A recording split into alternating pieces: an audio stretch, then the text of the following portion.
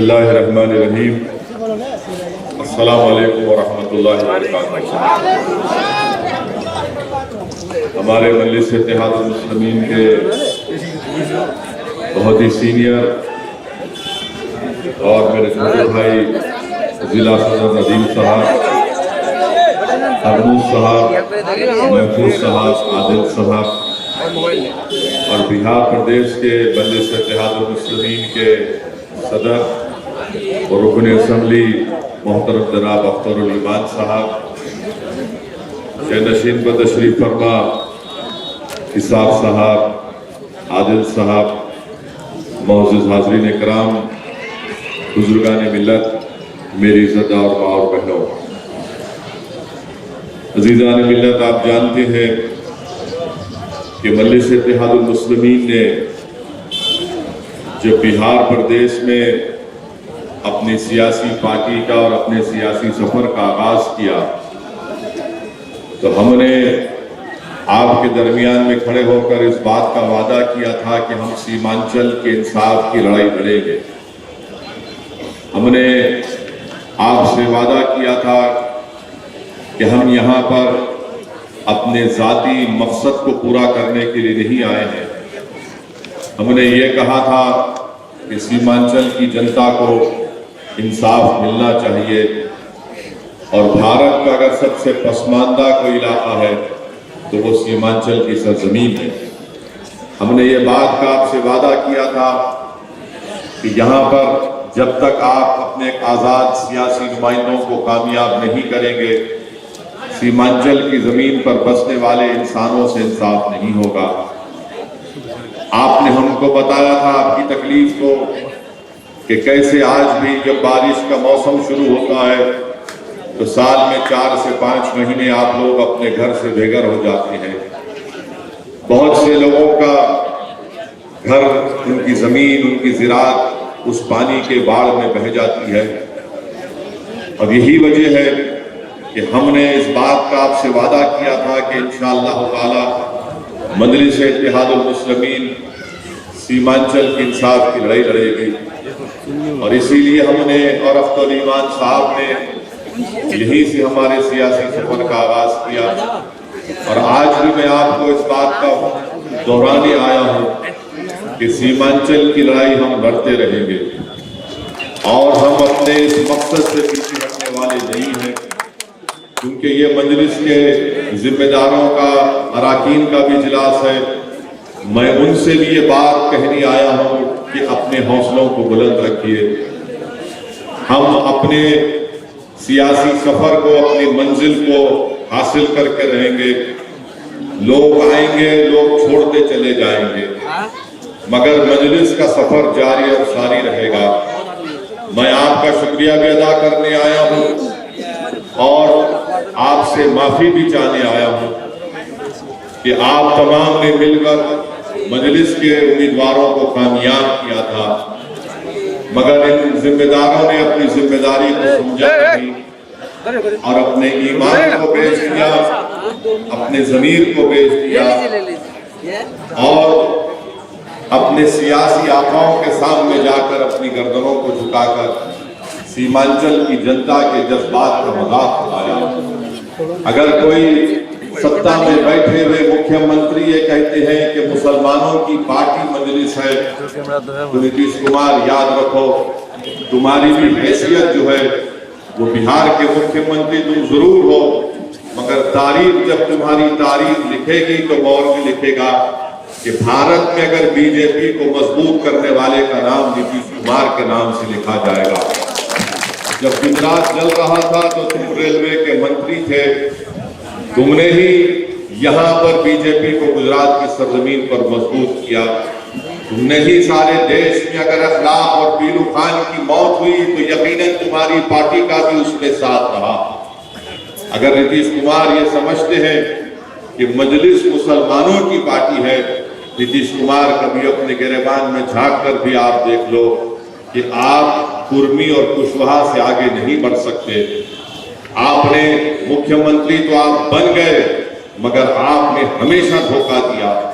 आज मजलिस के अराकीन जिसको आपने कामयाब किया था इन लोगों को राजद ने और नीतीश कुमार ने दौलत के बलबूते के ऊपर इनका ईमान खरीद लिया। और अगर कोई ये समझ रहा है कि असदुद्दीन ओवैसी को उन्होंने धोखा दिया है, याद रखो, मुझे कोई धोखा दे या दे भी सकता है, मगर तुमने सीमांचल की जनता को बहुत बड़ा धोखा दिया। तुमने बैसी की आवाम को बहुत बड़ा धोखा दिया, जिन्होंने तुम पर भरोसा किया था कि तुम विधानसभा में जाकर यहाँ पर इस विधानसभा के गरीबों की आवाज को उठाओगे, तुम सीमांचल की लड़ाई में लड़ोगे। मगर ये लोग अपने जाती मफादात की तकमील के लिए, अपनी जाती मकासद की तकमील के लिए वो वक्त के हुक्मरानों के आगे अपना सब कुछ बेच दिया। मगर मैं आपके सामने खड़ा हूँ, अख्तरुल ईमान आपके सामने खड़े हैं, नदीम है, महफूज है, हरमूज है, आदिल है, हम सब आपके सामने खड़े हैं। इसलिए खड़े और खड़े रहेंगे कि हम सिर्फ चुनाव जीतने के लिए सीमांचल की लड़ाई नहीं लड़ रहे हैं। हमारे मकसद यह है कि सीमांचल से इंसाफ हो। आप देख लीजिए कि इस विधानसभा में एक डिग्री कॉलेज खोला गया, उस डिग्री कॉलेज को नाम के लिए खोल दिया गया, कोई पुरसाने हाल वहां पर नहीं है। यहाँ पर एक प्राइमरी हेल्थ केयर सेंटर बनाया गया, वहां पर डॉक्टर नजर नहीं आते। तो ये तमाम लड़ाई लड़ना है हमको और आपको। जो लोग छोड़कर जा चुके हैं, इंशाअल्लाह ताला उनको बैसी की जनता उनको हमेशा के लिए उनका साथ छोड़ने वाली है। जिन्होंने गैरों के दामन को थामा है, तुमने अपनों को धोखा दिया है और अपनों के दर से तुमको धुतकार दिया जाएगा।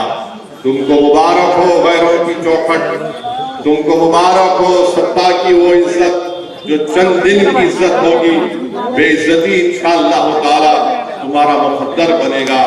जिन्होंने गरीबों से धोखा दिया है, तारीख गवाह है, इंसानियत की तारीख गवाह है, जिस किसी ने गरीबों के पीठ पे खंजर भोंका, जिसने नौजवानों के ख्वाबों को चुकनाचूर किया और अपने घर को चमकाया, तारीख गवाह है कि वक्तिया तौर पर उनका चिराग जलता है, वक्तिया तौर पर उनका चिराग जलता है। और ये नादान ये समझ रहे हैं कि चिराग की रोशनी बड़ी दायम रहेगी, आबाद रहेंगे।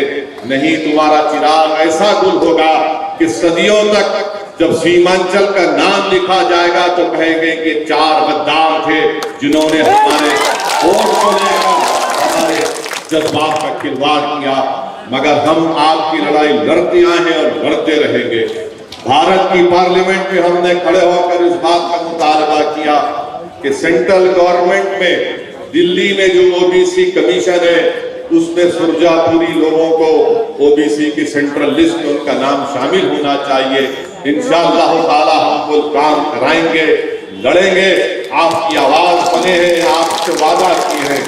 हमने ये भी मुतालबा किया कि यहाँ पर जो पिछले 14 साल से जलालगढ़ से किशनगंज की जो रेलवे की लाइन का काम तकमील नहीं हुआ, उसको मुकम्मल होना चाहिए।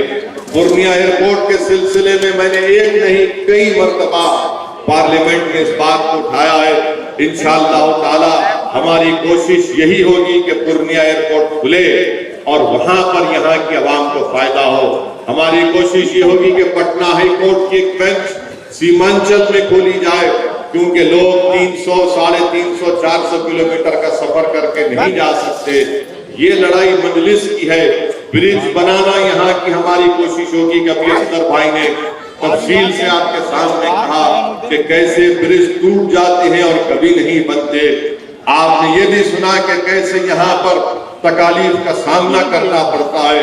बहरहाल इंशाअल्लाह ताला हमारी लड़ाई जारी और सारी रहेगी, क्योंकि हमको उन लोगों के साथ की जरूरत नहीं है जो अपने जाती मफाद के लिए मजलिस में आते हैं। हमारे साथ अल्लाह है, हमारे साथ नबी करीम सल्लल्लाहु अलैहि वसल्लम का सदका है। और इंशाअल्लाह ताला हम मजलूमों की आवाज और जालिम के खिलाफ पंजा आजमाई करते आए हैं। हम वक्त के यजीदों और नमरूदों से मुकाबला करते आए हैं।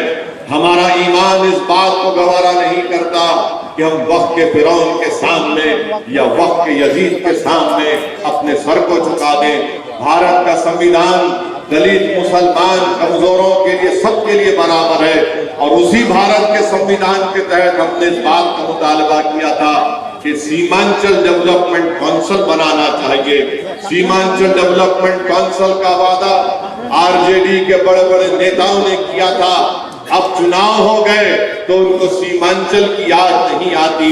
अरे जनसभा तो कर लेते हैं मगर जबान से सीमांचल के इंसाफ की बात नहीं होती, सीमांचल डेवलपमेंट काउंसिल की बात नहीं होती, सीमांचल की सरजमीन पर पढ़ने वाले बच्चों के डिग्री कॉलेज की बात नहीं होती, उर्दू के टीचर्स की बात नहीं होती, पुलों की बात नहीं होती। अरे जब यहाँ पर बारिश से सारे लोग अपने घर बाहर से बेघर हो जाती है तो कश्तियों को लाकर रखने की बात नहीं होती।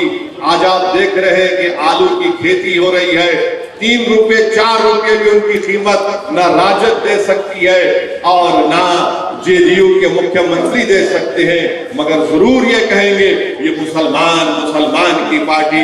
चलो तुमको हमारी वजह से मुसलमान को याद आ गया।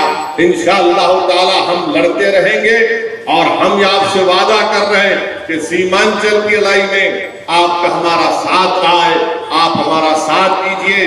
दिल्ली की सरकार को भी हम बताना चाह रहे हैं कि अभी अख्तर भाई ने कहा कि दिल्ली के होम मिनिस्टर अमित शाह सीमांचल को आए, उनकी जबान से भी सीमांचल नहीं निकला, ना उनकी जबान से ये पूर्णिया एयरपोर्ट का जिक्र हुआ, ना उनकी जबान से जलालगढ़ से किशनगंज की रेलवे लाइन का जिक्र हुआ। मजलिस लड़ेगी और अगर आपका साथ रहेगा तो इंशाअल्लाह ताला ये नाइंसाफियों का खात्मा होगा। मैं हमारे मजलिस के तमाम जिम्मेदारों से अपील कर रहा हूं कि अपने हौसलों को बुलंद रखिए। हम अपना काम करते आए हैं और करते रहेंगे। ये वक्तिया तौर पर ये पानी के बुलबुले हैं जिनकी कोई अहमियत नहीं है, ये अपनी हैसियत दिखा चुके हैं, ये अपनी असली पहचान अवाम के सामने लाकर रखी है। इंशाअल्लाह ताला अल्लाह सुब्हानहू ताला हमारे लिए काफी है। और जो लोग गरीबों के जज्बात का मजाक उड़ाते हैं, जो लोग मजलूमों के इंसाफ की लड़ाई में उनका खिलवाड़ करते हैं, इंशाअल्लाह ताला अल्लाह तुमको जालिमों के हवाले कर देगा। जिस तरह तुमने आज धोखा दिया है इंशाअल्लाह ताला अनकरीब में तुम भी जलील और रुस्वा होगे। मगर मैं आपसे वादा करने आया हूँ कि मजलिस सीमांचल की लड़ाई लड़ती है और इंशाअल्लाह लड़ती रहेगी। आप हमारा साथ दीजिए। यही तक मुझे कहना था। आज एक लंबा सफर है, कल भी है और इंशाअल्लाह ताला मैं रमजान के बाद भी सीमांचल में आऊंगा, आपसे मुलाकात होगी और हम बताएंगे कि सीमांचल की जनता की लड़ाई कैसे लड़ी जाती है। और हम अपने गिरबान के तार बेचने के लिए तैयार नहीं थे, ना कभी रहेंगे। हमारा मकसद एक ही है कि सीमांचल से इंसाफ हो। अगर पटना और अतराफ के इलाकों में तरक्की हो सकती है तो सीमांचल की सरजमीन पर बसने वाले इंसान है, उनसे भी इंसाफ मिलना चाहिए। बहुत बहुत शुक्रिया। वाखिर दावाना अल्हम्दुलिल्लाह।